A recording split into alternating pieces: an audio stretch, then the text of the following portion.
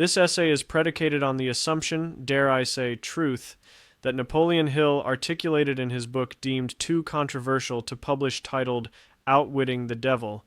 The future belongs to those with the greatest definiteness of purpose. As proof, the defining technologies of past eras were those that enabled leaps and bounds in agency, for those with clear visions and uncompromised execution on them. For example, the compass enabled a new generation of explorers, gunpowder for conquerors, the printing press for communicators, electricity and engines for manufacturers, and the internet for curators and influencers. Here, we will attempt to gaze into a crystal ball by exploring 3 technologies that could dramatically accelerate Napoleon Hill's observation, bringing about paradigm shifts in the way the world operates, governed by those that wield their technology-enabled agency. These fundamental technologies are 1. Blockchain. 2. Generative artificial intelligence. 3. Additive manufacturing or 3D printing. Technology number 1. Blockchain. Blockchain technology and cryptocurrencies carry a poor reputation since the space is currently filled with rent-seeking behavior, those trying to take advantage of the hype around a technology to enrich themselves at the expense of others. While bad actors have tainted the tech, there is reason for the hype. Blockchain technology carries a promising new approach to financial services for many since it has 2 innate characteristics that satisfy one growing trend: declining trust in existing institutions. Actual instances of fake news, deplatforming, censorship have all contributed to this sentiment, regardless of whether you believe the sentiment is justified or not. The first characteristic is transparency. Blockchain technology is by definition a public ledger of transactions that cannot be tampered with by today's computing technology. Placing government spending on such a transparent technology might be highly appealing to a population that just voted for one of Trump's major campaign promises: auditing and bringing light to previously esoteric federal spending. Transparency means any interaction is auditable, so a bad actor can be sniffed out, especially with the help of AI tools. The second major characteristic is trustlessness, since the tech does not require third parties for known financial functions or newly accessible functions.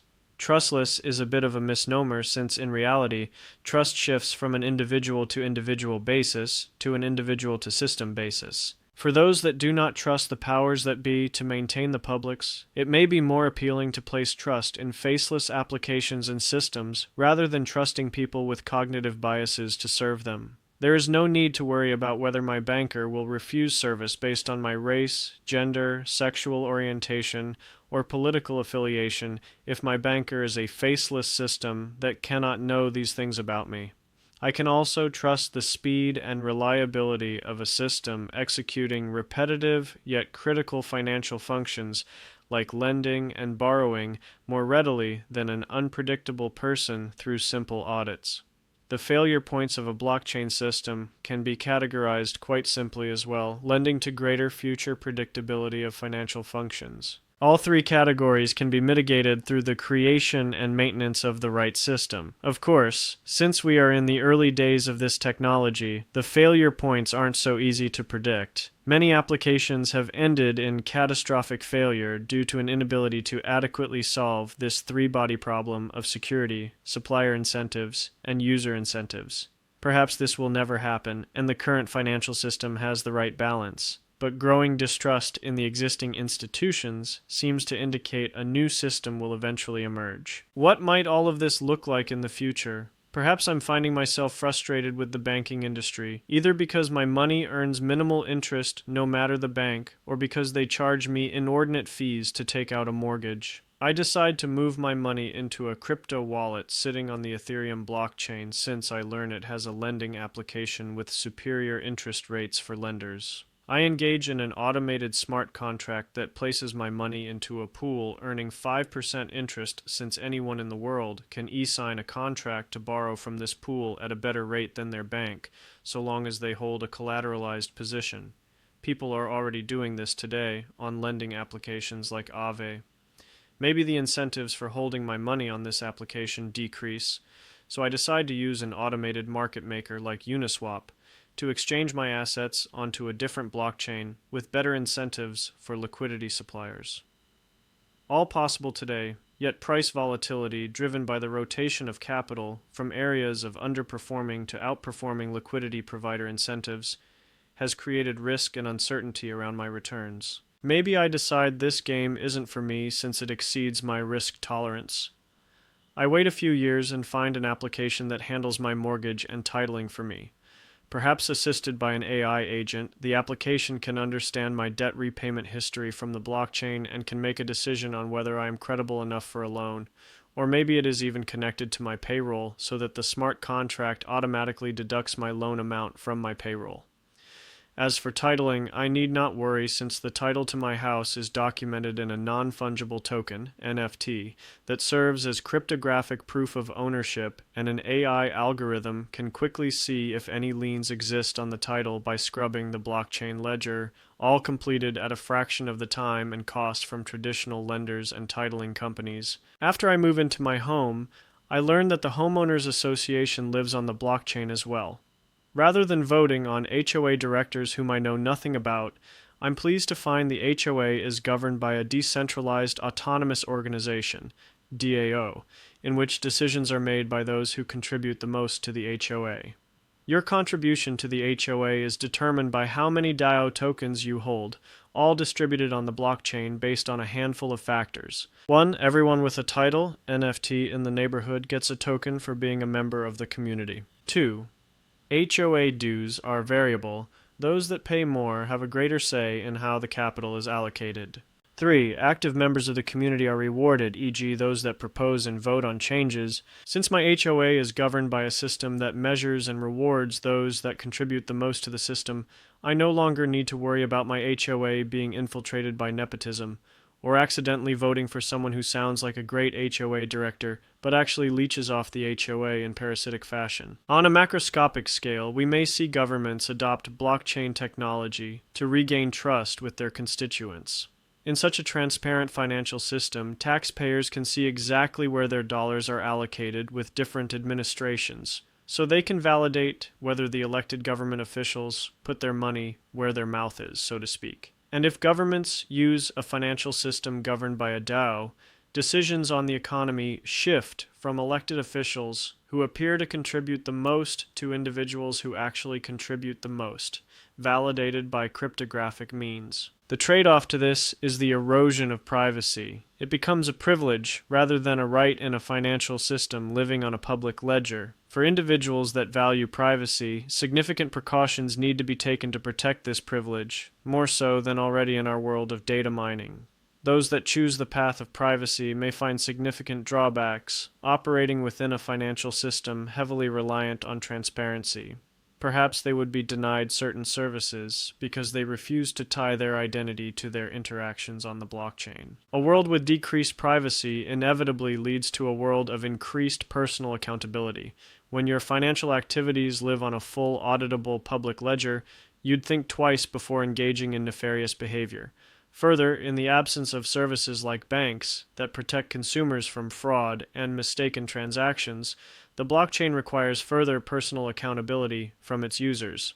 For example, if you mistakenly send your money to the wrong address, you cannot reverse the transaction on the blockchain. Hence, personal financial accountability increases. Until clear winners emerge in the marketplace of cryptocurrencies, users interested in the space hold the additional responsibility of assessing blockchain systems for their cybersecurity, incentive structures for liquidity suppliers and users, how they interact within an emerging market, and how they compare to broader financial vehicles. Likewise, these same skills become important for the producers attempting to build a secure financial system with strong incentives.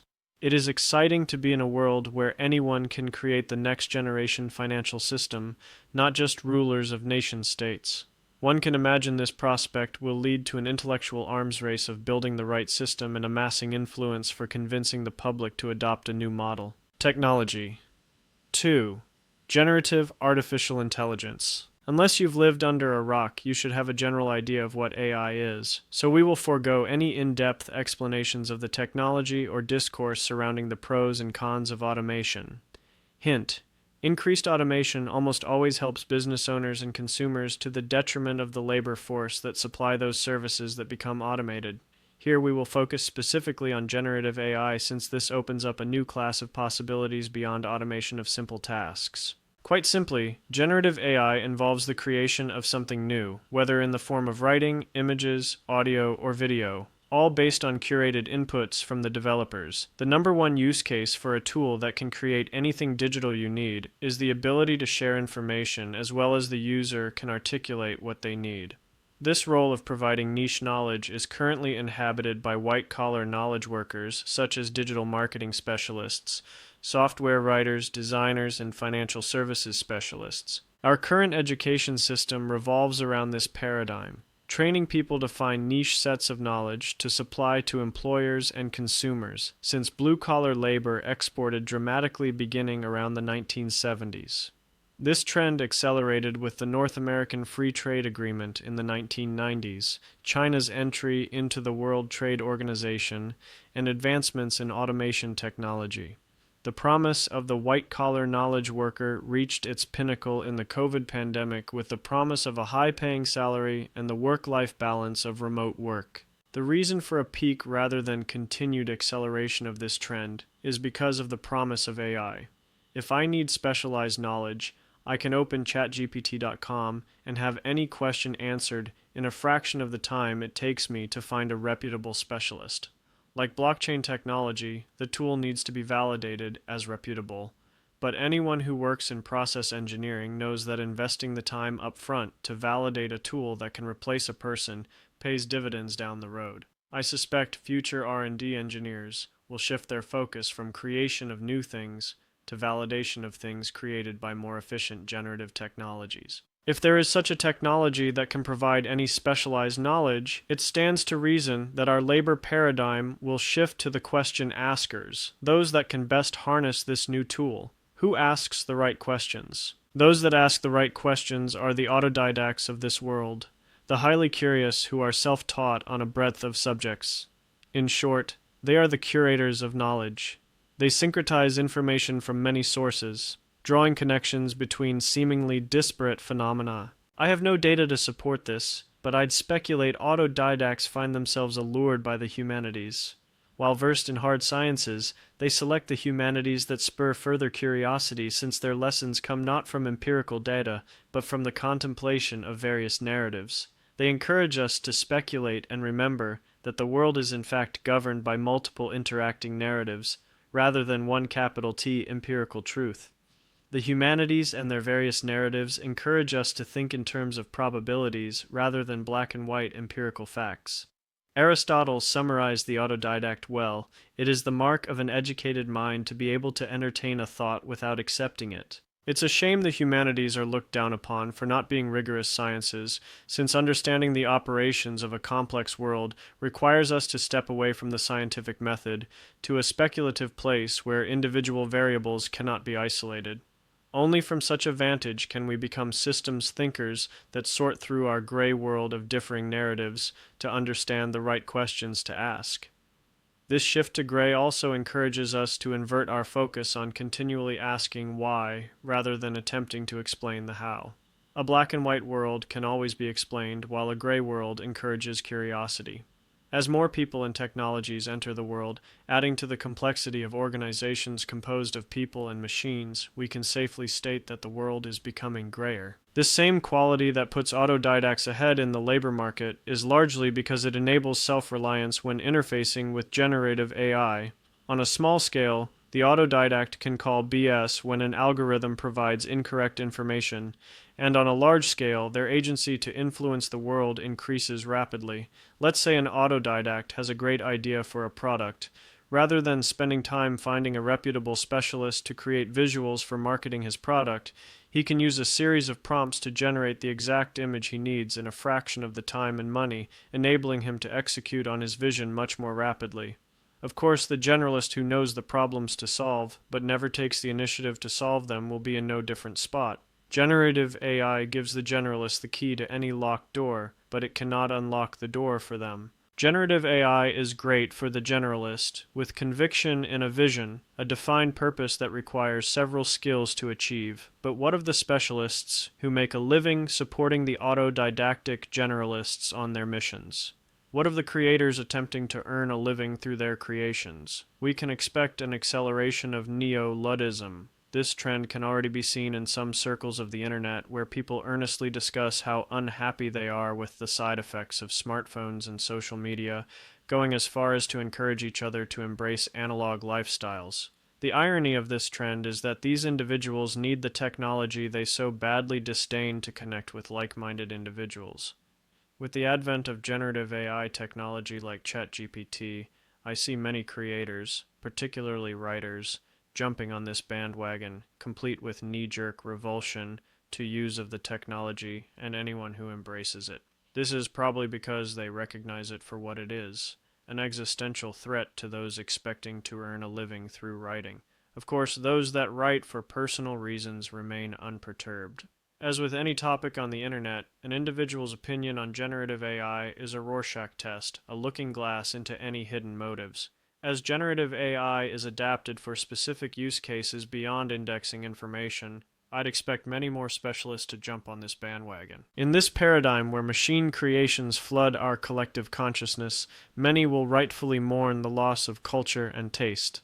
However, I anticipate an old profession will explode in growth to alleviate such grief: curation. Pretentiousness will rise from its current position as a vice to a pedestal of virtue. Those that believe their taste to be superior to the AI slop they see on their timelines, those curated by social media algorithms, may find themselves with great amounts of followership and influence over those seeking curation from a trusted source rather than social media algorithms with corrupted incentives. Lastly, with the rise of machines answering questions and our gravitational shift towards question asking, more people may turn to the omnipotent machine for answers that they alone can answer, accelerating our meaning crisis. Those with poor self-images may find themselves talking with LLMs, asking for definitive answers on the direction of their life, outsourcing their life choices to a machine that only responds to the inputs provided.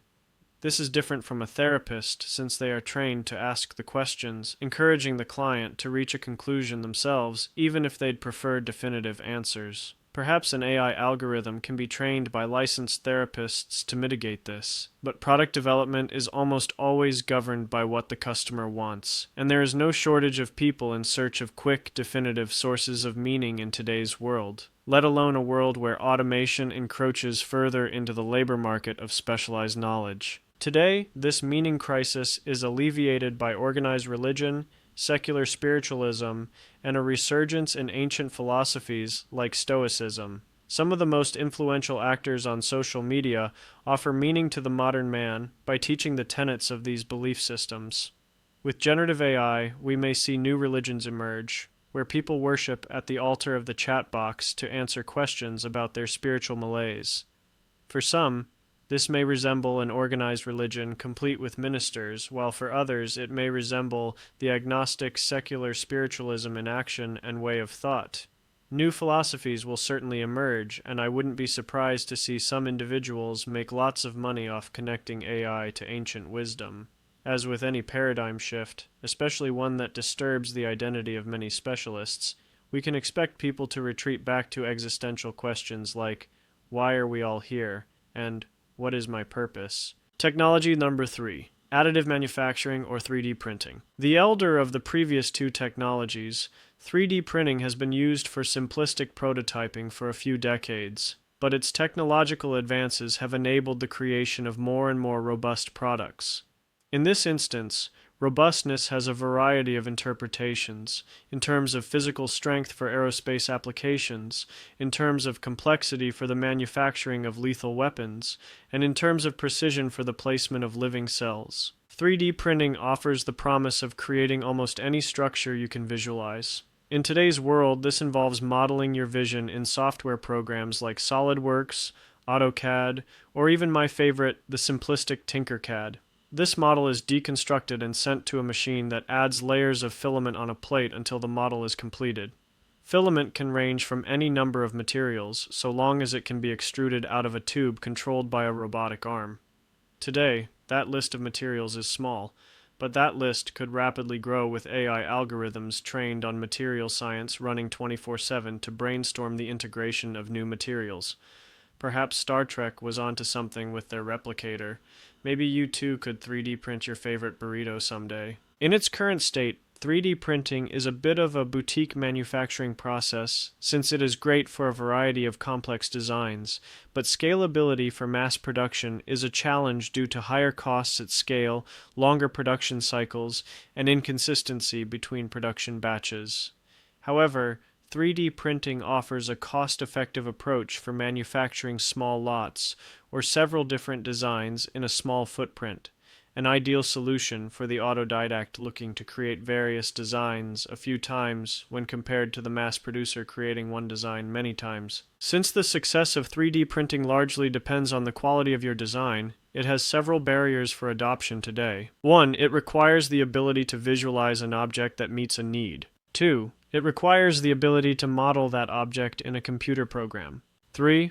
It requires a sufficient understanding of the manufacturing process, e.g., temperature control, materials science, and mechanical engineering principles, to design something that can be feasibly built, or enough patience for trial and error. Learning these skills is a significant time investment for limited gains at this point in time, but if the learning curve decreases or the benefits of 3D printing increase, we may see the use of 3D printing accelerate.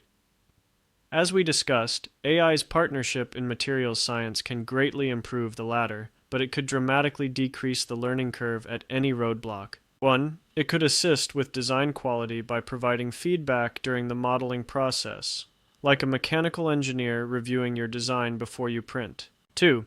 It could assist with modeling based on your prompts, like a draftsman guiding you as you create your design. 3. It could automatically create a model and design based on your needs, like a mind reader solving your problem in a way you couldn't imagine. If the benefits of 3D printing increase while the learning curve decreases, we could see a transformation of the manufacturing world. Gone would be the days of mass-produced finished goods. We'd enter an era of personalized production, where each home has a 3D printer capable of producing each household's needs. By cutting out a step in the process, we can expect improved supply chain efficiency, which drives down costs for the manufacturer-consumer. Lower costs enable the creation of new inventions for more minds. For example, if I had an idea for inventing a new widget, I would currently need to research manufacturing methods, select a manufacturer, and order a minimum quantity of my widget to test whether my widget meets my or my customer's needs. Following this process is a deterrent to many who lack manufacturing knowledge, the ability to adequately assess manufacturers, or the capital to experiment. With production capabilities in-house, the inventor's feedback loop is dramatically shortened. In a world where each individual has advanced manufacturing capabilities in-house, we can expect the rise of the amateur inventor. Someone can create many things without dedicating their life to it. The 3D printer enables a golden age similar to that of the amateur scientists, such as Benjamin Franklin, Gregor Mendel, and Charles Darwin. These gentlemen allowed their intellectual curiosities to roam freely within the scientific method to progress our understanding of the natural world, and the conditions of their times cultivated their inventions. 1. Information flowed freely through the new printing press. 2. Scientific materials were not cost prohibitive. 3. Science was not a profession at the time. In other words, scientific inquiry was viewed as a respectable and aristocratic leisure activity rather than a career that required credentials. Compare the conditions of the golden age of amateur scientists to a world with advanced 3D printers. 1. Information flows freely through the internet aided by AI algorithms indexing highly specific needs. 2. Additive manufacturing becomes highly cost-effective due to economies of scale for raw materials. 3. A cultural shift can be observed in which more and more people reject traditional institutions and their credentials and openly advocate for industriousness and entrepreneurship. The election of Trump is a consequence and further catalyst of the cultural shift in point number 3. It is a consequence since his election reflects the people's sentiment that traditional institutions and regulatory bodies need to be shaken up, and sentiment that there is no hope in achieving the American dream by following the traditional career path. Trump's policies are yet to materialize at the time of writing this piece, but his promises of deregulation may catalyze further industriousness and entrepreneurship. since a complex regulatory pathway can deter the autodidact's curiosities by requiring extra capital and knowledge to turn their dreams into reality. The rise of gambling is another symptom of this sentiment. Many, particularly young men, have lost hope in the script they were taught and turned to contemporary lottery tickets as a way to make it. We can expect a distribution curve with fat tails, the left end inhabited by people who failed the marshmallow test, choosing the thrill of gambling and chase of fast money enabled by ever more addictive and sophisticated betting apps on their smartphones, while the right end will be inhabited by the autodidacts with definiteness of purpose, embracing new technologies like 3D printing for long-term games, like creating new products to satisfy the needs of themselves or others. Concluding thoughts. All in all, each of these technologies are inevitable in their ability to enable the autodidact on a mission, fulfilling Hill's ever-long prophecy. The future belongs to those with the greatest definiteness of purpose. With this, we can expect further consolidation of wealth. With a specialized middle class losing their jobs, we can expect a minority population controlling ever more wealth as they depend less and less on specialists trained in the domains of economics, knowledge, services, and creation. In such a world where influential individuals can impact the world while relying less and less on others, the future painted in William Rees-Mogg's The Sovereign Individual may play out. With enough devotion, the technology exists for a single individual to create his own economy and form of governance, acquire knowledge to solve any problem, and create just about anything without relying on another individual, besides a computer manufacturer and those he wishes to influence. And in this case, we may see a world governed not by nation-states, but by individuals with large amounts of capital and influence. Such a future may not be so hard to imagine with recent examples of individuals who have influenced the world more than many nation-state leaders. Steve Jobs, Jeff Bezos, Elon Musk, Bill Gates, George Soros, and these individuals achieved these results at the very front end of this technological curve. We can only imagine how their predecessors will shape the world. The introduction of additional geopolitical actors beyond heads of state brings about additional complexity. The airwaves become filled with further narratives, some completely contradictory despite supportive data, creating more echo chambers and inhabitants of isolated realities. Those caught up in these echo chambers can find themselves extremely isolated if their physical community is disconnected from their digital community. For example, someone living in a rural area may feel extremely lonely if their digital life is inundated with values contradictory to those of their family members or friends. With propaganda spreading from more individuals with the capability to do so, this environment can become overwhelming for those caught in the crosshairs. Bombardment of advice, opinions, and narratives intended to mold their beliefs, all generated with a simple prompt. We can expect marketing to become ever more sophisticated as individuals seek sovereignty by influencing the masses. Killing two birds with one stone, this marketing, or better described as propaganda, will be masked as personalized entertainment, offering pacification to unpleasant feelings of isolation while advancing the agenda of the wannabe sovereign individual in search of influence. We can expect two arms races to fork from this trend of individual influencers, the race for data to enable sophisticated marketing, and the race for faster computing technology to support the creation of marketing collateral propaganda. There is another word for data collection for the sake of influence: surveillance. We previously discussed how surveillance can be used to monitor ethics in a financial world governed by the blockchain, but those same measures can lead to unique insights on individuals targeted for the sovereign individual's messaging, enabling more targeted messaging, which increases the sovereign individual's effectiveness in building influence. That same data can then train AI algorithms to build new 3D printed products, marketing collateral, or financial services, all advancing the interests of a single influencer. Those AI algorithms, of course, need to be efficient to support more players, so we can expect an arms race of computing technology to support transactions on the blockchain, AI algorithms, and hyper-efficient 3D printers. Those focused on computing technologies would essentially be the ones selling shovels in a gold rush of influencers. We will close by building upon Hill's prophecy about definiteness of purpose with a new maxim. Any technology that sufficiently advances the interests of producers will become mainstream, regardless of how it impacts consumers. In other words, Anything that helps builders build is inevitable, even if its use case carries a monkey's paw for consumers, the promise of better entertainment at the expense of fulfillment. And most of these innovations, like social media, seemed positive for consumers on the surface level. It wasn't until they were well integrated into society that we saw their unintended consequences. This is largely because the consumer typically doesn't always know what is best for them. Many think they want more advanced forms of entertainment, but is that what's best for us? With all of this prophesying and pontificating, we'll conclude with some valuable skills and knowledge domains to nurture if these technologies lead to a new paradigm in 2099.